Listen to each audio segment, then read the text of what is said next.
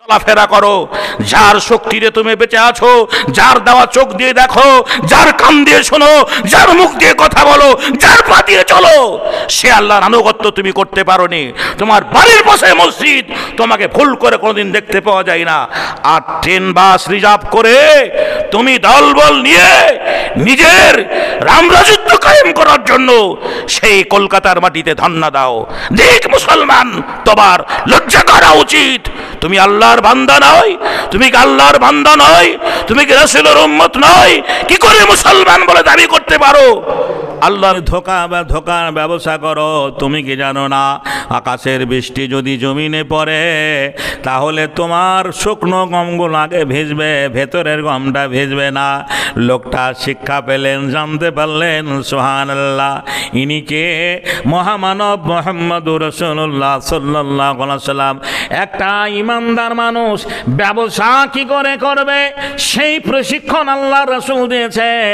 একটা ইমানদার মানুষ ব্যবসা কি করে করবেন সেই প্রশিক্ষণ আল্লাহ রাসূল দিয়েছেন। একটা ব্যবসায়ীকে শিক্ষা দিয়েছেন একটা মানুষ প্রতিবেশীর সঙ্গে কিভাবে জীবন যাপন করবেন সেই শিক্ষা আল্লাহ রাসূল দিয়েছেন। একটা রাষ্ট্র চালাবে, রাজ্য চলবে, রাষ্ট্র চলবে, শাসন ব্যবস্থা কেমন হবে সেই শিক্ষা আল্লাহ রাসূল দিয়েছেন। চাষ কেমন করে করবে সুবহানাল্লাহ সেই শিক্ষা আল্লাহ রাসূল দিয়েছেন। বন্ধুরে আমার, ভাইয়ের আমার, আমরা সেই রাসূলের উম্মত। পরিশেষে দোয়া করি রব্বুল আলামিন আমরা যে এই দুনিয়ার সামান্য স্বার্থের জন্য আমরা যে প্রতারক, ধোঁকাবাজ, বেঈমান, মিথ্যুক এমনটা নেতাদের পিছনে চলছি, সামনে দিনে দেখবেন ট্রেনে কলকাতায় হাজারো মুসলমান এই 21শে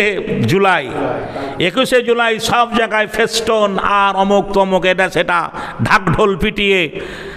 মুসলমান, তোমার লজ্জা করা উচিত। তোমার বাড়ির পাশে মসজিদ আজান হয়, হাইয়া আলাস সালাহ, হাইয়া আলাল ফালাহ, আসসালাতু খায়রুম মিনান নাওম, প্রতিদিন তোমাকে ডাক দেওয়া হয়, আহ্বান করা হয়। একটা দিনও ভুল করে মসজিদে যাও না। আর তুমি বাড়ির বউ বাচ্চা ফেলে জি দলবল নিয়ে যে একবারে স্লোগান দিতে দিতে তুমি সেই প্রতারক যারা তোমাদেরকে ধোঁকা দিয়ে জি অন্যায় করে রাম রাজত্ব চালাচ্ছে তাদের দলে তুমি শামিল হও। কিয়ামতের মাঠে জবাব দিতে হবে তোমাকে কিয়ামতের মাঠে জবাব লাগবে। এই কৈফিয়ত তোমাকে দিতে হবে। এই বডিটা তোমার নয়, কোনো নেতার নয়, কোনো মন্ত্রী নয়। তুমি যার দুনিয়ায় চলাফেরা করো, যার শক্তিতে তুমি বেঁচে আছো, যার দেওয়া চোখ দিয়ে দেখো, যার কান দিয়ে শোনো, যার মুখ দিয়ে কথা বলো, যার পা দিয়ে চলো, সে আল্লাহর আনুগত্য তুমি করতে পারোনি। তোমার বাড়ির পাশে মসজিদ, তোমাকে ভুল করে কোনোদিন দেখতে পাওয়া যায় না।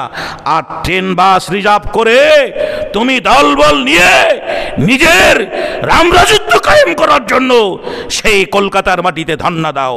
দেখ মুসলমান, তোমার লজ্জা করা উচিত।